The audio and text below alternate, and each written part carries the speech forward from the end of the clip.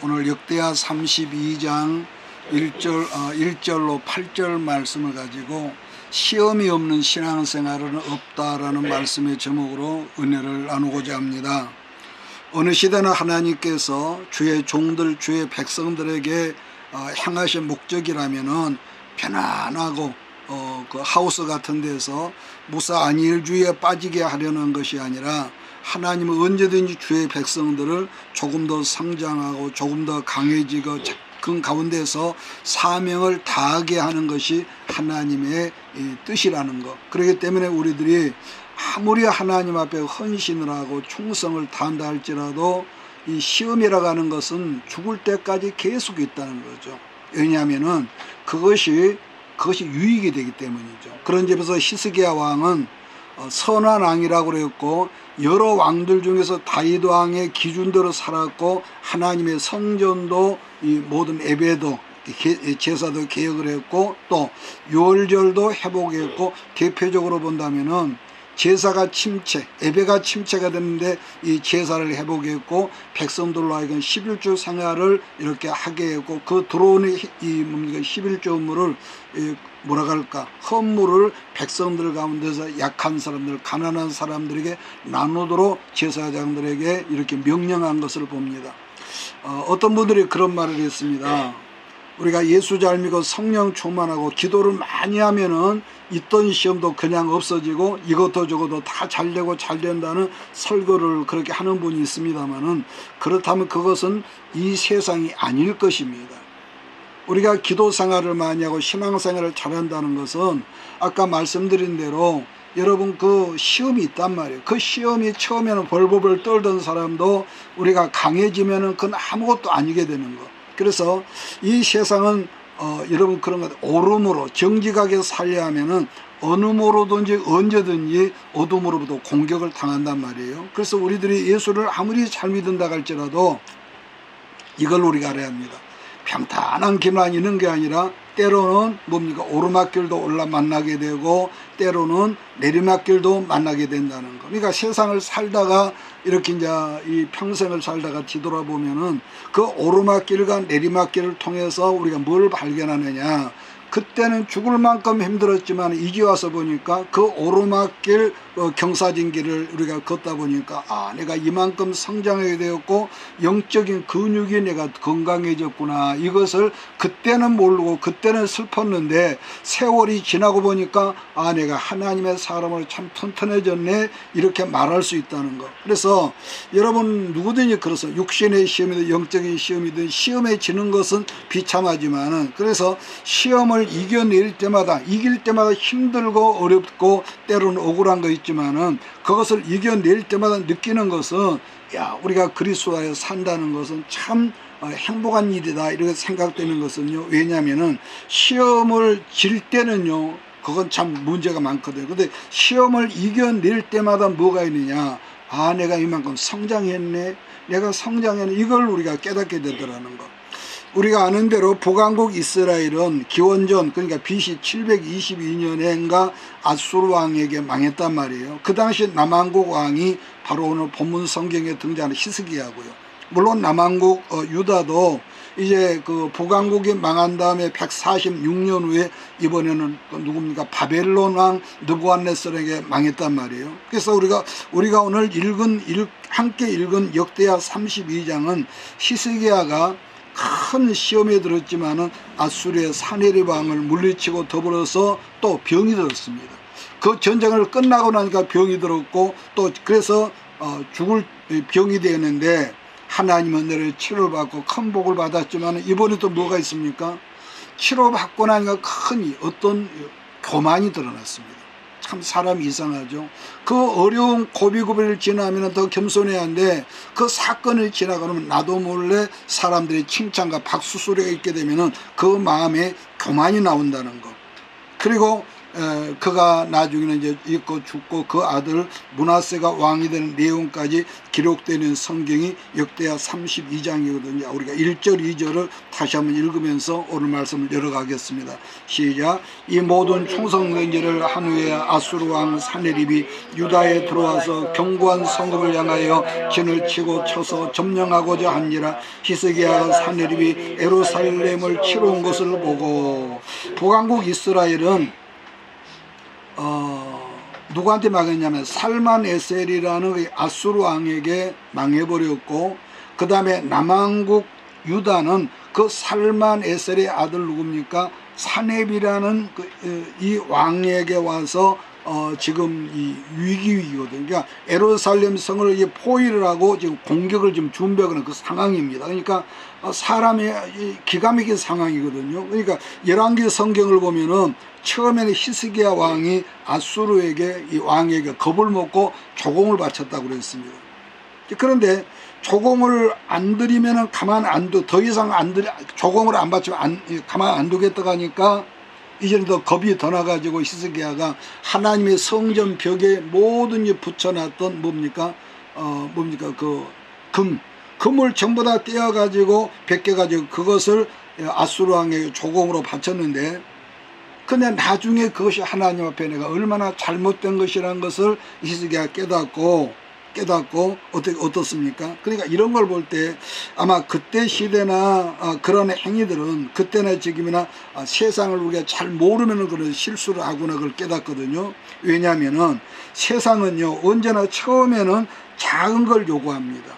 작은 거. 그러다가 점점점 커지거든요. 예를 들면은 어떤 분이 그런다는 거죠. 교회만 잘 다니면 되지, 그렇게 새벽 기도를 꼭 해야 하고 꼭 11조를 너그 살기도 어려운데 꼭 그렇게 안 해도 천당간에 전혀 지장이 없을 것이다 그랬다는 거죠. 자, 그런데 거기서 우리가 귀가 팔랑귀가 되면 어떻습니까? 그 말에 또 솔깃해 가지고 하나씩 양보하게 되고 타협을 하고, 그래서 처음에는 이것만 양보하면은 내가 좋아지겠지 하지만은 여러분요 한 번 양보하면 절대로 그것이 만만하지 않습니다. 그러니까 처음에는 이것 하나지만 하나하나 양보하다 보면 결국은요 자기 인생까지 말아먹는 양보가 된다는 거. 옛날 우리 교회에서도 보았던 일이지만은 어떤 그 젊은 부부가 있었는데 오래되죠. 벌써 한 30년이 넘었는데, 남자가 안 믿는 사람이라서 같이 신앙생활을 하면은 여자가 자매가 결혼을 하겠습니다 해서 남자가 결혼을 하고 교회를 몇 번 따라 나왔는데, 그런데 몇 번 나와서부터는 이 핑계 저 핑계 자꾸 교회를 빠지려 가는 거예요. 그러면 자연히 부인이 잔소리를 하지 않겠습니까? 그러니까 이 남편이 한다는 말이, 그러면 여보 이 교회를 떠나서 다른 교회로 옮겨가면 내가 신앙생활을 잘할 수 있겠다. 정말 그때는 잘하겠다. 그런데 이 자매가 이제 고민하다가 교회를 옮겼단 말이에요.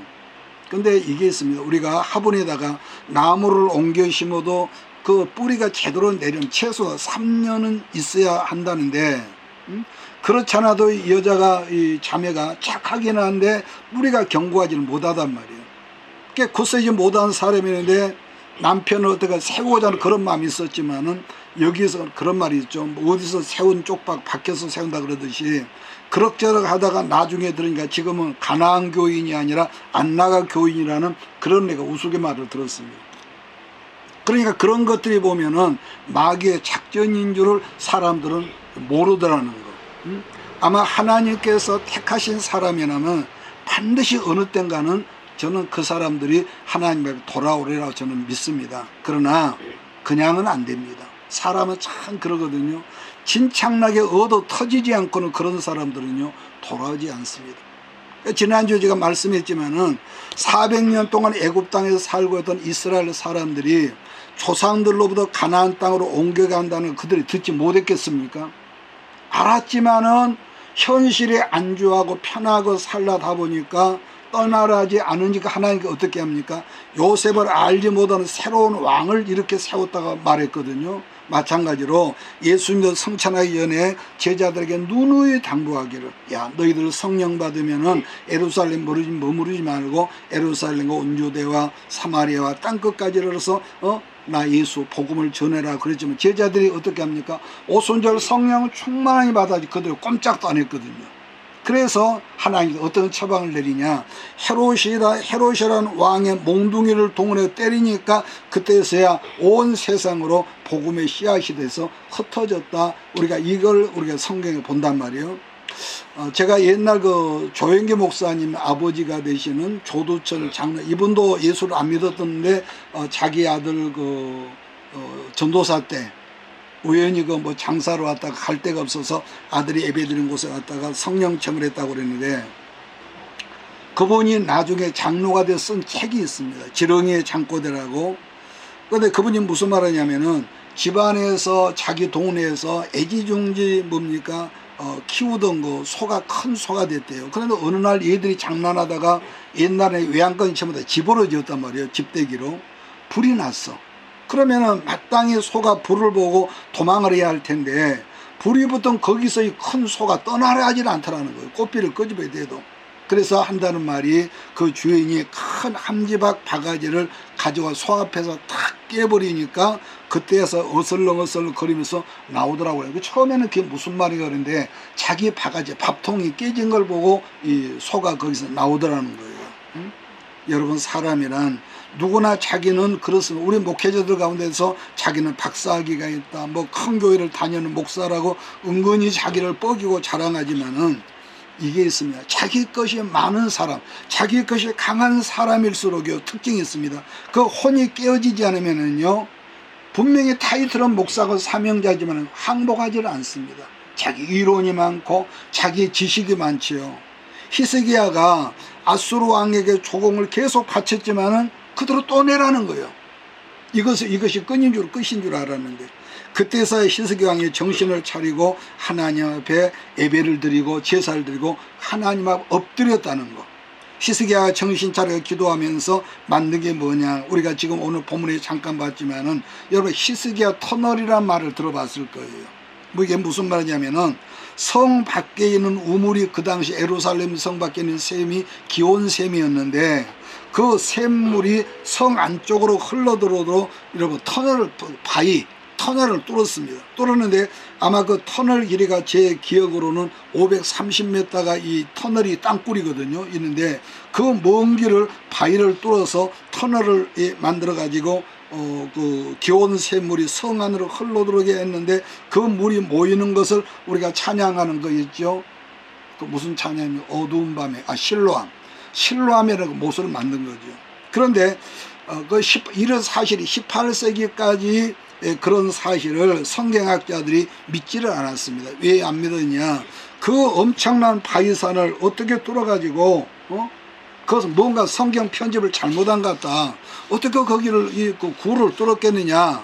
이러면서 한쪽에서는 믿고 한쪽은 안 믿었다고 그랬거든요. 그랬는데 제 기억으로 아마 1839년인가 그러니까 19세기 초반에 들어서 이게 고고학자들이 이 발굴 작업을 하다가 이 히스기야 터널을 그때 발견한 겁니다.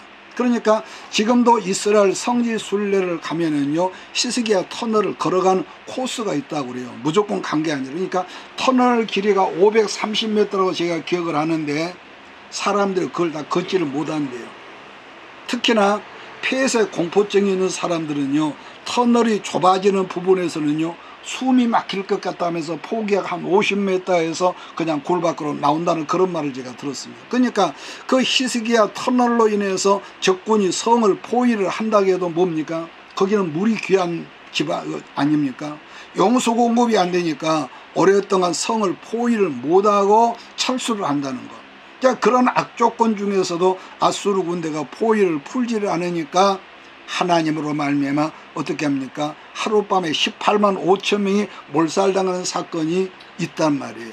그뿐 아니라 사네립 왕이 이제 모든 18만 5천 명과 랍사게까지 전부 다 죽어버려 혼자 남으니까 어떻게 합니까? 자기 나라로 돌아가서 제사를 드리는데 하필이면 자기 몸에서 태어난 아들들에게 칼을 맞아서 이 사네립이 죽거든요. 자, 우리가 32장 3절로 6절을 같이 읽겠습니다. 시작. 그의 방백들과 용사들과 더불어 원운하고 성 밖의 모든 물 근원을 막고자 하며 그들이 돕더라. 이에 백성이 많이 모여 모두 물 근원과 땅으로 흘러가는 시내를 막고 이르되 어찌 아수르 왕들이 와서 많은 물을 얻게 하리요 하고 힘을 내어 무너진 모든 성벽을 보수하되 망대까지 높이 쌓고 또 외성을 쌓고 다윗성에 밀로를 견고하게 하고 무기와 방패를 많이 만들고 군대 지휘관들을 세워 백성을 거느리게 하고 성문 광장에서 자기 앞에 무리를 모으고 말로 이루하여 이르되. 여러분, 어떤 상황이나 환경에서도 우리의 신앙생활은 취미생활, 여가생활, 시간이 남아도니까 아니라는 걸 우리가 정말로 깨달아야 합니다. 신앙생활이라거나 한마디로 뭡니까? 영적인 보이지 않은 싸움을 하는 전쟁터라는 것이기 때문에 무슨 말이냐면은, 그래서 타협하지 말라는 거. 여러분, 누구나 사람이 큰일을 당했을 때는 맨 먼저 무너진 것은 뭐겠습니까? 마음이 무너지고, 마음이. 그랬을 때에 히스기야가 말씀을 통해 백성들을 이루어 주었더니 백성들이 뭐죠? 말씀을 듣고 지금 안심했다는 그런 표현이 있거든요. 자, 7절 8절을 제가 읽습니다. 너희는 마음을 강하게 하며 담대히 하고 아수르 왕과 그를 따르는 온 무리로 말미암아 두려워하지 말며 놀라지 말라. 우리와 함께 하시는 이가 그와 함께 하는 자보다 크니 그와 함께 하는 자는 육신의 팔이요 우리와 함께 하시는 이는 우리의 하나님 여호와시라. 반드시 우리를 도우시고 우리를 대신하여 싸우리라 하며 백성이 유다왕 히스기야 말로 말미암아 뭐라겠습니까? 안심하 위안을 받았다는 거죠. 그래요. 여러분, 오늘날은 교회가 하나님 말씀보다는요 프로그램이 많아. 제가 우리 목회자 단톡방에서 봤는데 요즘 목사님들이 AI라는 그 컴퓨터 AI를 그걸 배워가지고요 설교 한 편을 준비하려면 보편적으로 5시간, 6시간 꼼짝 투자를 해야 하는데 AI 그것을 공부하고 나서는요 설교 준비가 3분에서 길면 5분이면 끝난대요. 참 편리하거든요. 그러니까 우리가 이 편할수록 그걸 이용을 잘, 인터넷, 카톡, 또 뭐 유튜브, 그걸 우리 올바로 이용을 얼마나 좋습니까? 사람들 속에 죄성 때문에 이것들이 그릇되게 이용. 그러니까 3분, 4분에 만들어진 설교 한 편이 거기에 무슨 성령이 기름 부음이 있겠냔 말이에요. 그러니까 어떤 프로그램도 좋지만 하나님 말씀만이 영혼을 살리는데, 그래서 여러분, 우리들이 육체로 살아가는 이 세상에는 대부분 3가지로 시험의 위기가 오거든요. 보편적으로. 첫째, 경제적인 위기의 시험을 만날 때가 있습니다. 그런데요, 우리가 신앙이 크고 자라고 나서 보면은요, 경제적인 위기가 힘은 들고 때로는 기가 막히고 그러지만은, 경제적인 위기라고 하는 힘은 들지만은 그래도 영적으로 보면 초보적인 거거든요. 초보적인 거. 두 번째, 인간관계에서 만나는 배신이죠. 인간관계에서. 세상을 어느 정도 살았다는 분들과 대화를 하다 보면은 반드시 배신에 대한 아픔, 상처들이 있습니다. 사랑하고 아끼던 사람들이 어느 날 내게 침을 뱉고 내 뒤에서 돌을 던지고 내 등에 칼을 꼽는, 그러면서 떠나가고 그런 경우가 있거든요. 세 번째, 어려운 세상을 살다 보면 하나님 앞에서 하나님과 관계에서 이 관계의 시험이 있습니다. 간단히 설명하면은, 이런 상황에서는 하나님을 믿고 하나님을 의뢰할 것인가, 아니면 세상 사람들이 살아가는 방법으로 내가 그 방법을 택할 것인가, 이거거든. 그러니까 다시 말하면 우리가 세상을 살다 보면은 이런 경우가 있습니다.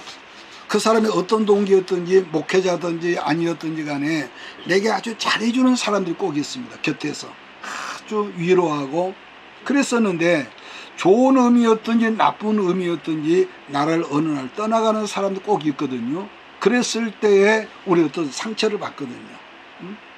상처받아. 그랬을 때 성경은 뭐라고 그러냐, 그 사람을 보지 말고 하나님을 믿는다면은 하나님을 의지해라. 그러니까 사람은요, 내가 좋을 때는 뭐라고 하죠, 흔히 말하는 간까지 빼주려고 하죠. 간까지. 그런데 자기 기준에 딱 어긋나면은 간요, 줬던 거 다 달라가거든요. 저도 옛날에 그런 경험이 있지만은, 우리 목사님 혹시라도 강조를 떠나 이사를 가면은 나는 어디든지 갈 거예요. 어디든지 따라가. 얼굴 색도 안 변하고 그런 말하는 분들이 몇 사람 있었습니다.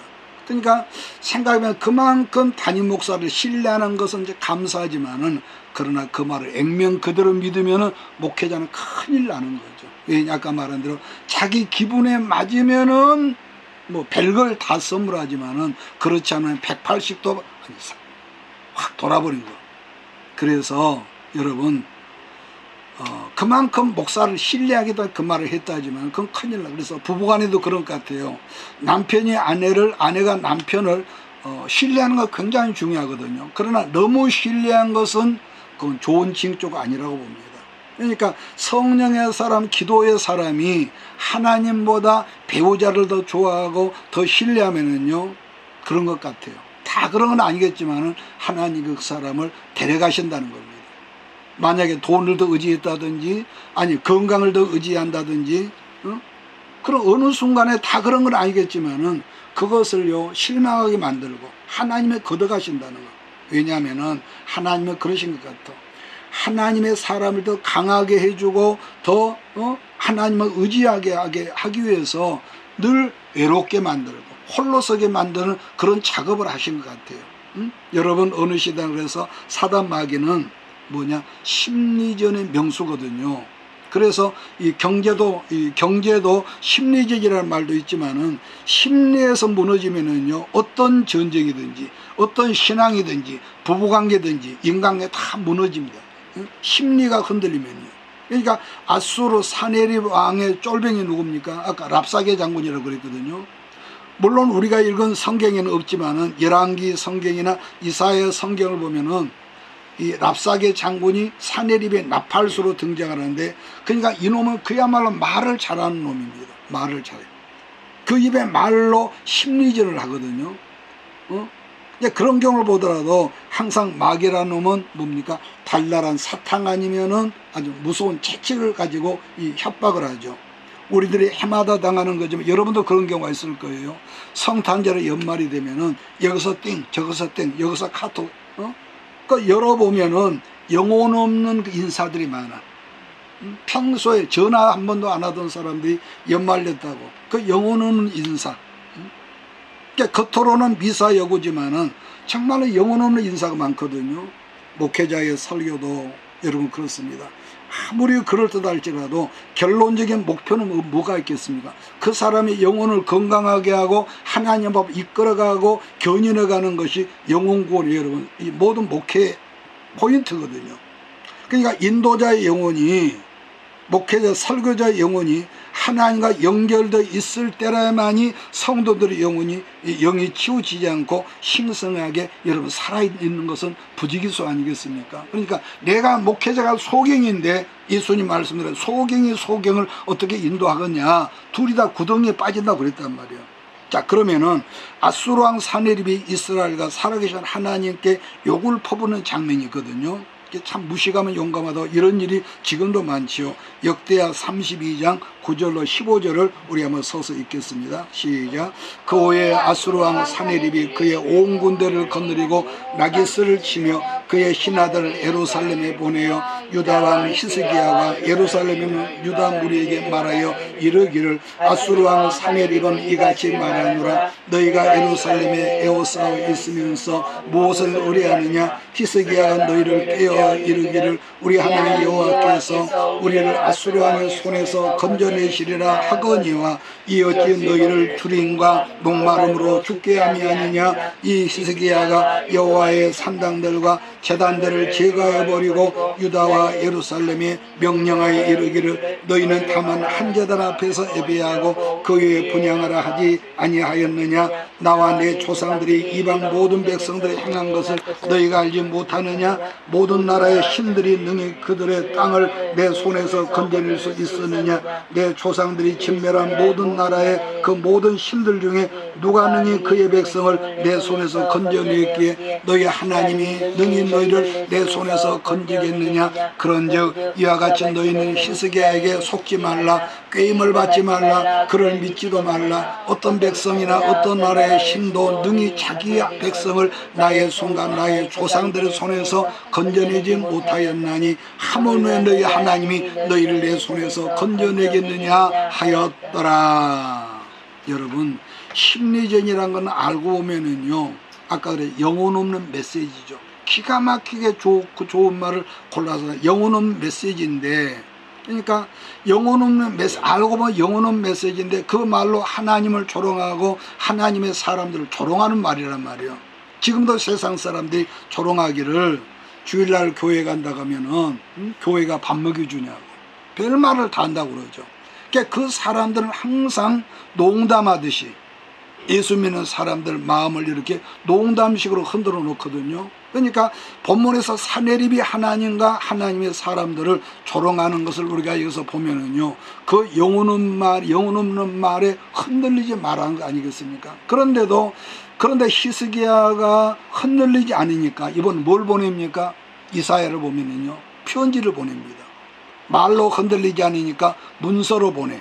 지금도 보이스피싱 낚시줄에 걸린 사람들 체험담을 들어보면은요, 이 전화로 안 되니까 뭘로 협박을 하느냐, 경찰이나 법원에서 만든 것이라면서 문서를 보내면 사람들 마음이 더 떨리고 아주 굉장히 무섭대요. 그래도 알아듣지는 못할까 봐서 이번에 어떻게 합니까? 통역관까지 보내서 유다 방언으로 다 알아듣게 들을 수 있는 말로 떠들면서 계속 심리전으로 여러분 예루살렘 사람들을 이렇게 마음을 무너뜨려. 그러면은 그때나 지금이나 마귀들의 그러한 술책으로 왜 떠들겠느냐. 하나님의 사람들에게 간단합니다. 먹히니까요. 그 영혼 없는 메시지가 먹히니까. 우리가 2단 3단 하지만 왜 그들의 사람들이 자꾸 가냔 말이에요. 교회가 목사들이 잘못한 것도 있지만은 먹히잖아요. 먹혀. 거짓말을 잘한다든지 사기성 있는 사람들과 우리가 이웃관계에서 이 교제를 갖잖아요. 처음에는 그것이 아닌데, 그런데도 불구하고 계속 만나면은요, 결국은 그 거짓말쟁이의 말이 다 먹혀든단 말이에요. 왜냐하면은 영혼 없는 말들이 자꾸 먹혀. 계속 만나다 보면 어떤 분들은 교회 안에 있으면서 비방하고 이간질하고 꼭 염소 새끼 같은 사람들이 있습니다. 그러면은 그 사람들이 왜 그럴까? 왜 그럴까? 결론이 왜 그러냐면은 먹히니까 그러죠. 먹히니까. 결론이 어떻게 되냐면요, 납사계와 18만 5천 명이 하룻밤 동안에 다 송장이 돼버렸습니다. 그런가 하면은 아까 제가 언급했습니다만은 사네립 왕은 조금 더 하나님께 비참하게 죽이려고 예루살렘 현장에 죽이지 않고 자기 고국으로 돌아가서 자기 신전에서 제사하고 있을 때 하필이면 자기 몸에서 태어난 아들들에게 뒤에서 칼을 맞아 암살을 당하는 그런 비극적인 역사가 생겨나더라는 거. 그러면은 그 모든 것을 누가 했냐? 하나님이 하셨죠. 자, 역대하 32장 17절로 19절을 보면서 오늘 말씀을 정리해 나가겠습니다. 17절 19절.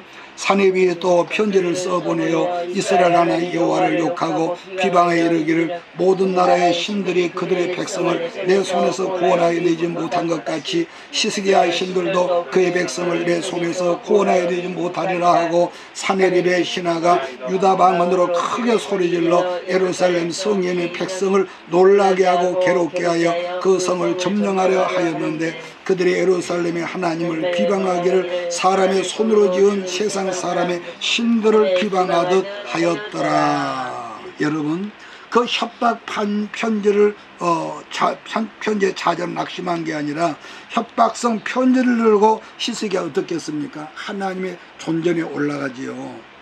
여러분, 그러니 우리가 다 부모지만은 우리 아이들을 키우면서 자꾸 도와주는 것을 하지 말라는 거. 무슨 말이냐면은 때로는 부모가 도와줘야죠. 그런데 부모가 아니라 하나님께 도와주시는 것을 기다리게 하는 것이 굉장히 귀한 교육이라는 거. 즉 부모가 늘 이렇게 사사로운 것을 이렇게 하다 보면은 부모가 하나님을 대신할 수도 있거든요. 그런 행위들이 결국에는 뭡니까? 부모가 우상이 될 수도 있다. 어려서부터. 목사도 마찬가지로 봅니다. 성도들 개개인이 영적인 싸움에 이겨서 싸울 때가 있거든요. 목회자가 물론 도와줘야 할 때가 있습니다. 그래서 성도들이 스스로 기도하면서 말씀으로 싸우게 해야지 사사건건 기저귀에 갈려주고 등 떼들어주고 목회자가 나서서 교인들을 도움을 주는 것은요 절대로 목회자가 좋은 일이 아닙니다. 문제가 있으면 쫓아가서 위로해주고 위로해야죠. 하지 말는 게 아니니까. 왜냐하면은 본인 스스로 기다릴 줄 알아야 하고 그걸 인내할 줄 알아야 하고 영적인 싸움을 할 줄 알게 하고 그래서 스스로 하나님 앞에 엎드려서 문제를 돌파할 수 있는 그래서 제자를 만들고 그렇게 해서 사명자를 만들어가는 거. 본문 성경을 보면 히스기야도 엎드렸거든요. 왜? 도와달라고. 물론 때로는요 아까 말 도와줘야 할 때가 있습니다. 중요한 것은 이겠습니다. 도움을 받는 사람들의 문제점이라는 것은 그것이 자칫 습관이 되더라는 거. 제가 어딜 가서 이런 설교를 한 적이 있는데 여러분 지난번에 어떤 목회자 안수식에서 그런 말을 했나. 여러분 절대로 목사가 되면 대접받는 걸 좋아하지 마십시오. 도리어 대접하는 것을 연습하라고 제가 설교를 한 적이 있습니다. 왜냐하면 크든지 작든지 주의 이름으로 심지 않은 사람은 절대로 거두는 기회가 주어지지 않기 때문이라고 제가 말씀했거든요. 그래서 히스기야가 간절히 엎드려 기도했더니 하나님께서 아까 제가 말씀했죠. 고작 한 명의 천사를 보내서 모두 썰어버렸단 말이에요. 그 한 명의 천사라 하여금 그날 밤 18만 5천 명을 다 죽였단 말이에요. 히스기야가 살아계신 하나님을 체험을 했는데 20절 23절 우리가 한 두 군데 있고 마치겠습니다. 20절 23절 이러므로 히스기야 왕의 아모스의 아들 선지자 이사야에 더불어 하늘을 향하여 부르짖어 기도하였더니 여호와께서 한 천사를 보내어 아수르 왕의 진영에서 모든 큰 용사와 대장과 저희 지휘관들을 멸하신지라. 아수르 왕의 낯이 뜨거워 그의 고국으로 돌아갔더니 그의 시내 전에 들어갔을 때에 그의 몸에서 난 자들이 거기서 칼로 죽였더라. 이와 같이 여호와께서 히스기야가 예루살렘 주민을 아수르 왕 사네립의 손과 모든 적국의 손에서 구하여내사 사면으로 보호하시며 여러 사람이 애물을 가지고 예루살렘에 와서 여호와께 드리고 또 보물을 유다 왕 히스기야에게 드리니라. 이후부터 히스기야 모든 나라의 눈에 존귀하게 되었더라. 여기에서부터 서서히 또 문제가 생기죠. 참 사람은 그러거든요. 그런데 보편적으로 머리가 잘 돌아가고 똑똑한 사람의 특징은요 하나님을 이해하려고 하고 납득하고 공감하려 한다는 특징이 있다는 거. 그런데 여러분 사람이 아무리 머리가 좋아서 성경을 10번 읽고 100번 읽고 하나님 이해한다 할지라도요 우리가 이 인간적인 이해로는 하나님 능력이 나타나질 않습니다. 예수님도 그러셨거든요. 너희는 왜 더디 믿느냐. 여러분 하나님 앞에서는 사람의 똑똑함과 지혜로움이 결국은 어리석은 걸로 여러분 드러난다는 것을 여러분 항상 깨닫는 우리 모두가 되기를 바랍니다. 그래서 나는 여러분들이 때로는 부족하고 내가 나를 볼 때 참 힘없는 사람이다. 그래서 내 힘으로는 전혀 아무것도 할 수 없는 길에 서 있을 때가 여러분 있을 겁니다. 인생을 살다 보면. 예를 들면 경제적인 문제거나 건강의 문제나 인간관계 문제 때문에 꼬이고 꼬여 있지만은 그럴 때 결국은 하나님이 아니라면 나는 아무것도 할 수 없다고 고백할 때가 있을 것이라는 건데 그랬을 때에 남다른 학벌, 남다른 똑똑함, 지식 아무리 있다 할지라도 그 절박한 문제 해결점에서는 아무런 써야 할 데가 없다는 거죠. 그랬을 때에 절대로 필요한 것이 믿음이고 절대로 필요한 것이 범사 속에 하나님 인정하고 하나님 앞에 기도하는 것을 여러분 믿는 우리 모두가 되기를 축복합니다. 그래서 하나님은 우리의 머리카락도 여러분 헤아리신다게 때로는 여러분 그럴 때이지 않습니까? 나도 그럴 때가 있습니다. 머리카락도 헤아리신 하나님, 왜 하나님 이런 기가 막힌 상황 속에 우리를 사랑하시는 왜 몰라주십니까? 그럴 때가 있습니다. 아니 하나님 내가 고생하고 신경 쓰고 스트레스 받는 것이 하나님이 취미입니까? 그럴 때가 있거든요. 믿음이 중요하기 때문에 믿음의 훈련이라는 거 아니겠습니까? 기다림의 훈련. 여러분 어떤 경우라도 예수 믿는 믿음만 있다면은 그 믿음만 붙은다면은 우리 모두는 이 어려운 시험에 넉넉히 이겨낼 수 있음을 나는 믿습니다. 그래서 히스기야도 전에는 아까 말한 대로 믿음이 없어서 하나님의 성전 안에 솔로몬이 그 금으로 도배했던 모든 금을 뜯어다가 사내립에게 조공을 드렸지만 그게 아니란 걸 알고는 믿음 붙들고 여러분 기도하지 않습니까? 여러분 우리의 기도 시간은 길지라도 여러분 때로는 탄식할지라도 그러나 그 문제의 응답은 순간에 이루어지는 역사가 있음을 믿으시기를 바랍니다. 그래서 오늘 또 우리들의 삶 가운데 있는 문제들이 믿음의 기도를 붙듦으로 해결의 역사가 나타나거든요. 그래서 요 며칠 동안 이제 날마다 제가 사랑방 신문을 갖다 놓고 이제 그 집을 좀 보고 있습니다. 그래서 사택으로 옮긴다고 그러니까 둘러보니까요. 아, 이사를 하면 버릴 것이 너무 많겠다. 이걸 제가 봅니다. 뭐든지 버리지 않으면 쌓이거든요. 쌓이거든요. 어떤 그 큰 교회 그 다니는 그 전도사님이 전에 그러더라고요. 자기 교회 그 사모님이 그 지병을 통해서 회복을 못하고 돌아가셨는데, 근데 그 전도사님 뭐라고 하냐면은, 요 앞에 그 전도사님이구나. 사모님에게 천 몇백만 원짜리 밍크 코트가 있었대요. 대단하죠. 있었는데, 죽고 난 다음에 목사님이 강구하기를 누구 필요한 사람이 가져가라 하니까 교인들이 그 몇백 명 되는데 아무도 나서질 않더래. 나서지 않더래. 그러니까 그 전소에 하는 말이 살아있을 때, 사모님이 살아있을 때 그 고급스러운 옷들이 옷장이 많대요. 보면은 누군가에 선물했으면은 우리 사모님이 줬어. 두고두고 감사하고 입었을 텐데 죽은 사람의 옷을 누가 좋아하겠습니까? 그분이 그렇게 비난조로 그런 말을 하더란 말이에요. 여러분 우리의 지식도 사용하지 않으면 결국은 여러분 쓰레기가 되고, 그러니까 여러분 어느 순간에 돈도 제대로 쓰지 않으면요 돈도 쌓여야 되고 돈이 쓰레기가 돼가지고 우리 인간관계에 꼬이고 형제간에 꼬이고 부모와 자녀들과 꼬인다는 그런 말을 듣습니다. 여러분 그래서 우리들이 가진 모든 것들은 하나님 앞에서 사용을 해야 합니다. 사용하지 않으면 쓰레기가 되지만, 그러나 아까 말 누군가를 위해서 우리가 주의 이름으로 사용하면 그것이 하늘나라의 창고에 저축하는 씨앗들이 된다는 점을 여러분 잊지 말기를 주의 이름으로 부탁합니다. 아멘. 그렇기 때문에 우리 예수님도 제자들에게 당부하고, 이미 목욕한 사람은 뭡니까? 매일매일 이런 발을 씻으라는 거예요.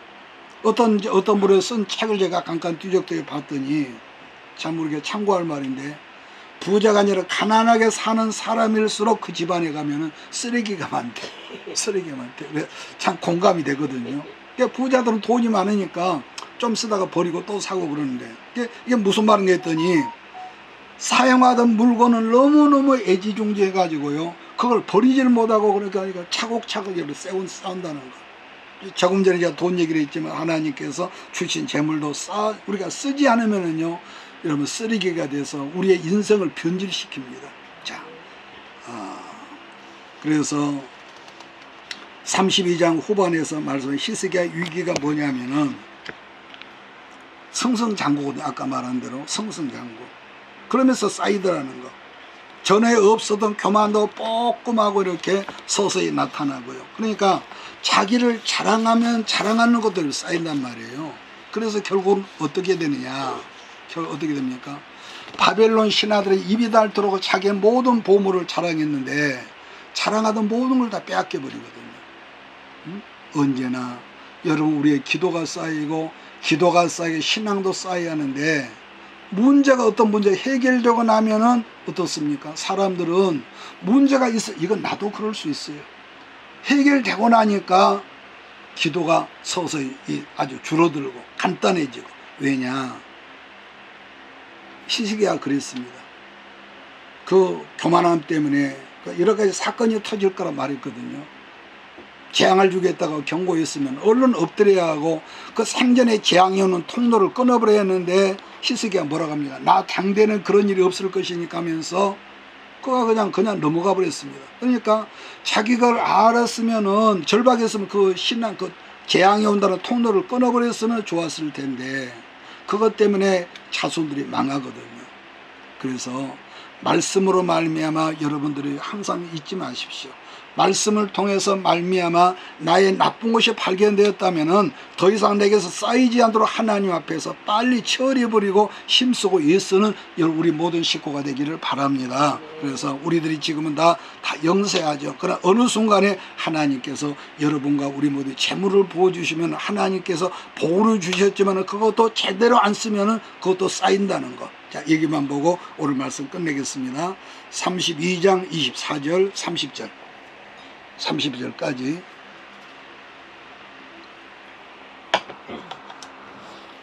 시작. 때에 히스기야가 병들어 죽게 되었습니다. 여호와께 기도하며 여호와께서 그에게 대답하시고 또 이적을 보이셨으나 히스기야가 마음이 교만하여 그 받은 은혜를 보답하지 않으므로 진노가 그의 유다와 예루살렘에 내리게 되었더니 히스기야가 마음의 교만함을 뉘우치고 예루살렘 주민들도 그와 같이 하였으므로 여호와의 진노가 히스기야의 생전에는 그들에게 내리지 아니하니라. 히스기야가 부와 영광이 지극하니라. 예, 은금과 보석과 향품과 방패와 온갖 보배로운 그릇들을 위하여 창고를 세우며 곡식과 새 포도주와 기름의 상거를 세우며 온갖 짐승의 외양간을 세우며 양떼 우리를 갖추며 양떼와 많은 소떼를 위하여 성읍들을 세웠으니 이는 하나님이 그에게 자산을 심히 많이 주셨으며 이 히스기야 또 기온 윗샘물을 막아 그 아래로부터 다윗성을 서쪽으로 곧게 끌어들였으니 히스기야가 그의 모든 일에 형통하였더라. 아멘. 그러니까 지금 이 말씀이 편집자가 한 게 뭐냐면은 모든 막혔던 문제들이 해결된 다음이라는 거예요. 히스기야가 중병 들었을 때에 하나님께 이사야로 말미암아 너희 죽는다 그랬을 때 히스기야가 기도로 붙들지 않았습니다. 이건요 우리가 언젠가는 생각할 때가 있을 거예요. 어렵고 힘들 때는 말 한마디를 해도 우리가 큰 소리를 안 하고 조용조용 했는데 나부터도 깠다가면은 이게 잊어볼 거야. 그래서 우리가 늘 말씀을 붙들고 항상 이것은 내 것이 아니라 건강도 내 것이 아니라 가정도 내 것이 아니라 내게 맡기신 것입니다 하면서 우리가 잘 건강도 관리하고 가정도 교회도 관리할 때 더 크고 더 관리를 잘하면 더 크게 주신 하나님을 우리가 찬양하면서 7월 한 달도 승리하는 우리 모두가 되기를 예수의 이름으로 축원합니다. 기도. 이것이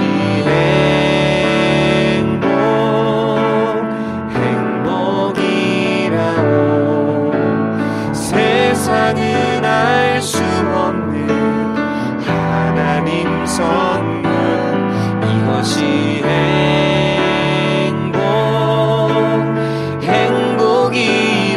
행복이라오. 하나님의 자녀로 살아가는 것. 이것이 행복이라오.